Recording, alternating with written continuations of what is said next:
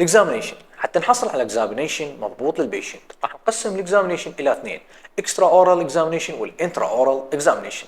بالنسبه للاكسترا اورال اكزامينيشن راح يتضمن علامات الظهر على وجه البيشنت من ازرقاق او تورم، بالاضافه الى عدم تناظر الوجه او اي مشكله في الفكين.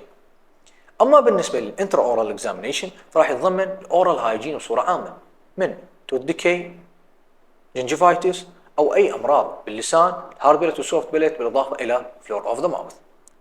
ولازم نذكر بان الاكزامينيشن راح يمر باربع مراحل. اول مرحله الانسبكشن اللي من خلالها راح ننظر للبيشنت.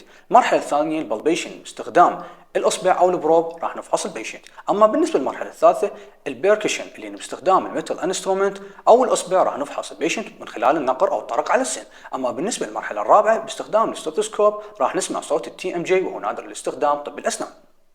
ونقدر نفحص البيشنت باستخدام البروده او الحراره او البايتنج او حتى باستخدام الانستيزيا. لازم نعرف ان الاكزامينيشن يختلف من كيس الى اخر.